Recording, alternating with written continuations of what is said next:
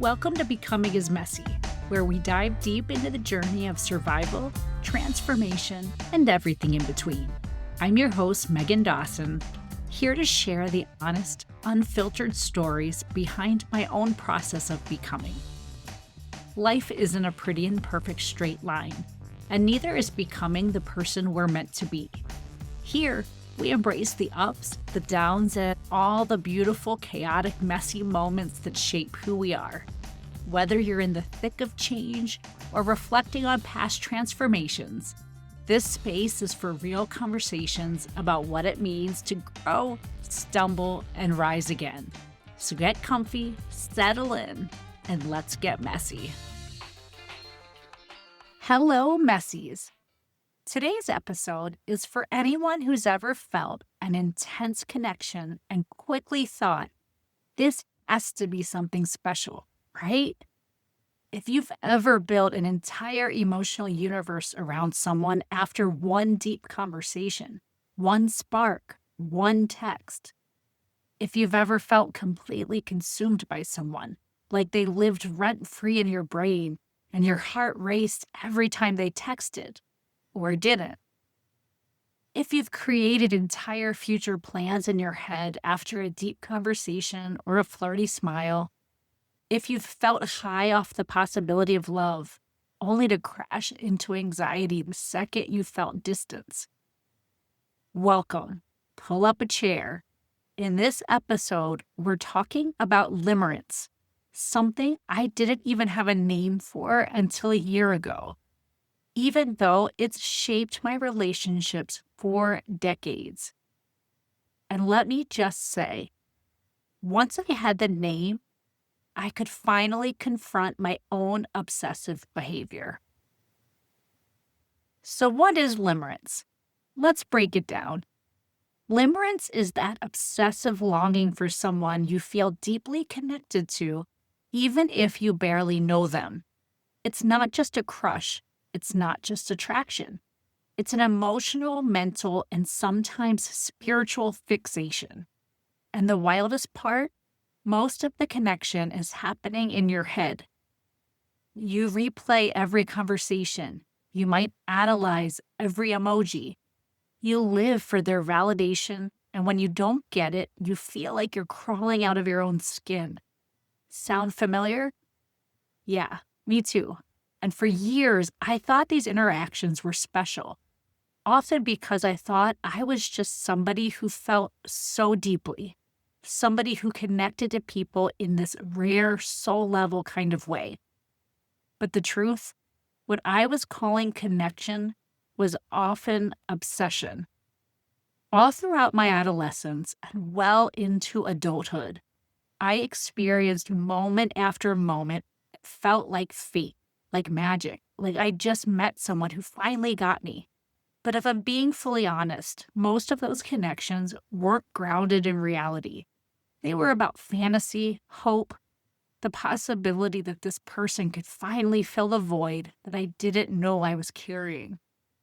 Looking back through the lens of healing and honesty, I can see those moments for what they really were. Limerence. For as long as I can remember, I have had obsessions with boys. As far back as kindergarten, I have memories of these types of deep feelings. My kindergarten class even held a fake wedding for my crush and me, with jelly rings and flowers. I thought about him all summer long. When he didn't talk to me after summer break, I was completely devastated. That type of experience repeated itself time and time again over my life. A conversation with a cute science partner, a smile from an older boy in the hallway, Hollywood crushes that I would not only hang posters in my room of, but also took the time to send letters to. They all became fantasies in my mind of something so much more than what they were. As I got older, it would be hookups and situationships that I believed were clearly my soulmates, or late-night deep conversations that were obviously signs of something so special. Time and time again, thinking there was some unspoken bond when in reality, none of these connections were ever that into me. Over and over again, I confused chemistry with destiny. I confused anxiety with love. And the wild thing is, throughout adulthood, I was in therapy. I was doing the work. But limerence, that word never came up. It wasn't until about a year ago that I even heard the term. And when I did, it was like someone handed me the missing puzzle piece to so much of my emotional life. So, why does this happen?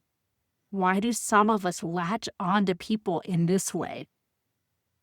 For me, and for so many of us, the answer lives in my childhood, in the unpredictability, the trauma, the emotional whiplash. When love was chaotic or conditional in your early years, your nervous system adapts. It starts chasing connection like it's a survival need, because honestly, it was. That's where my anxious attachment was born. I learned to anticipate moods, chase approval, keep people close by morphing into what they needed. So when I met someone who was emotionally unavailable, my nervous system screamed, "This is familiar." The uncertainty was intoxicating. The crumbs of connection felt like a feast. And that's the trap of limerence. It feels like love, but it's built on adrenaline, not safety. It's the rush of almost, maybe, someday, instead of the grounded presence of right now. There was a moment years ago when I found myself completely consumed by someone who was never really mine. It wasn't even a full-blown relationship. It was more like this emotional limbo where we danced around feelings, never truly connected. And every time he'd disappear, I'd spiral. I'd question everything about myself until he'd show back up with a maybe someday ambiguity that kept me hanging on. Was I not pretty enough? Was I too emotional? Did I text too much? Was I not enough? It was exhausting. When was he going to finally fully show up? I kept shrinking myself to be chosen until one day I realized I don't even know who I am outside of longing. Before I ever knew the word limerence, I had already started doing the hard work of healing. I had spent years of therapy unpacking the weight of my childhood trauma, the scars left by decades of medical interventions and the patterns I kept repeating in relationships. I had to face the painful truth that I'd spent a lot of my life giving away pieces of myself just to feel chosen or seen. Through that work, I slowly started to build something that used to feel completely out of reach: genuine self-love. Not the shiny version we see in social media quotes, not the performative kind that masks burnout with a bubble bath. I'm talking about real, grounded self-love. The kind that says, I don't have to earn love through exhaustion. I don't need to shrink myself to be worthy of being chosen. I deserve peace. I deserve presence. I deserve to feel safe in love. And once I had laid enough of that foundation, not perfected it, but laid it down just enough, I met Kelly. And here's something I want to be really honest about. I didn't heal because I met Kelly. I had done enough healing that when Kelly showed up, I was finally able to recognize him as safe. At first, though, that safety felt unfamiliar, almost boring. There was no chaos, no mixed signals, no long pauses between texts or sudden disappearances that I had to overanalyze. Just consistency, direct communication, emotional availability. My nervous system had no idea what to do with that. It was used to adrenaline and survival. It was used to chasing and performing. But Kelly, didn't require that. He never asked me to become anything other than who I already was. Over time, I started to believe that I could show up fully, honestly, and still be loved. Something in me softened. The part of me that had learned to equate unpredictability with passion, the part that mistook longing for love, finally had space to rest. But here's what I want to say out loud and clear, especially if you've experienced limerence in your own life. Limerence doesn't magically disappear just because you find a healthy relationship. It still visits me. It tends to sneak in when I'm not fully grounded, when I've been over-functioning or drinking more than I should, or when Kelly and I feel disconnected, which, let's be honest, happens in any marriage. Sometimes it shows up when I meet someone who brings that spark. There's that feeling of emotional intensity, and for a brief moment, that old pattern taps me on the shoulder and says, "Hey, remember me?" In the past, that moment would have set me into days of spiraling and self-questioning, but now I can recognize it for what it is. And one of the most powerful tools I've found is honesty. When it happens, I tell Kelly. I say something like, "Hey, something came up. I noticed a reaction in myself. I'm not proud of it, but I want to talk to you about it." And here's the thing. Kelly listens. He doesn't flinch. He doesn't judge or make it about him. He stays present. He holds space for me, not just for the woman I am today, but for the girl I used to be, the one who had to survive without safety, the one who built limerence, a coping strategy, long before she had the language for it. And in doing that, he helps me come back to myself. That's what love looks like. Not perfection, not avoidance, but honesty, accountability, and enough emotional safety to show up messy and still feel worthy. That's what helps me resist the old pull towards chaos. That's what lets me choose peace, even when the old story wants to resurface. If any of this sounds familiar, you're not crazy, you're not weak, and you're absolutely not alone. Here's what research and lived experience have shown, along with what has helped me on this journey. 1. Name it. Say it out loud. Saying "this is limerence" gives you invaluable distance from it. This technique is a form of cognitive labeling, and studies in cognitive behavioral therapy show that naming an experience helps shift your relationship to it, transforming you from being in it to observing it. This one has been extremely helpful for me. It sounds so basic, but for real, it's been a game changer for me. 2. Stop the rituals. Disrupt the loop. Whether it's scrolling their social feeds or replaying old texts, these behaviors reinforce the obsession. In fact, a case study showed that using ERP, exposure and response prevention techniques, facing obsessive thoughts without performing compulsive rituals significantly reduced limerence rituals over 9 months. Just refuse to collude with them. 3. Journal the truth. Reality over fantasy. Journaling is more than venting.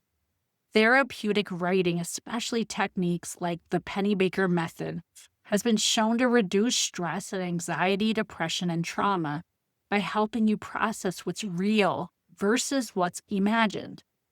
So when the fantasies start up, ask your pen, what actually is happening? 4. Practice radical self-compassion. Self-criticism deepens spirals. Self-kindness interrupts them. Research from Kristen Neff and others shows that self-compassion, grounded in self-kindness, common humanity, and mindfulness, does more to reduce anxiety and depression than self-esteem alone. Even brief self-compassion writing exercises can significantly improve emotional resilience. And 5, find a safe space. You don't have to go it alone. Whether it's therapy, think attachment-informed, cognitive behavioral therapy, ERP, EMDR, compassion-focused work, or a trusted friend or trusted partner, building support is essential. Integrative treatments that combine compassion training and CBT have been proven to decrease shame, rumination, and anxious reactivity. If yours is a relationship like mine and Kelly's, where you can hold each other in the hard moments, that is a sacred container. Rely on it. You deserve more than adrenaline-fueled peaks. You deserve to feel chosen simply for being you, not for what you perform or what you project. You deserve to come home to yourself again and again. And healing, it's not about perfection. It's about practice, patience, and permission to simply be human.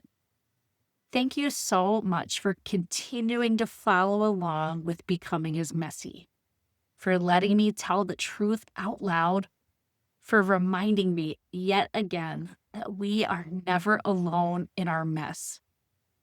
If this episode stirred something in you, share it. Tag me, message me. Let me know how limerence has shown up in your life. Until next time, take a deep breath, show yourself some grace, and remember, you're not late, you're not wrong, you're right on time for your becoming. And yeah, it might be messy, but it's also oh so magic.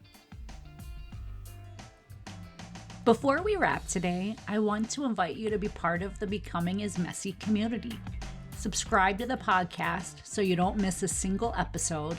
And if there's anything that resonates with you, please leave a review. Your feedback means the world to me, and it helps other people find this community. Follow me on social media. I'd love to hear your ideas for future topics, your questions, and stories from your own messy moments. And if you're feeling inspired, check out the Becoming is Messy shop, where you can grab a mug, a t-shirt, or something else that reminds you to embrace your messy magic every single day. A huge thank you to the incredible Wolves and Sheep for providing the music for Becoming is Messy. Check them out on your favorite music streaming platform. As we close out today's episode, remember this: messy is just another word for growing. So keep showing up, keep laughing, and keep making beautifully awkward progress. Until next time, stay messy, my friends.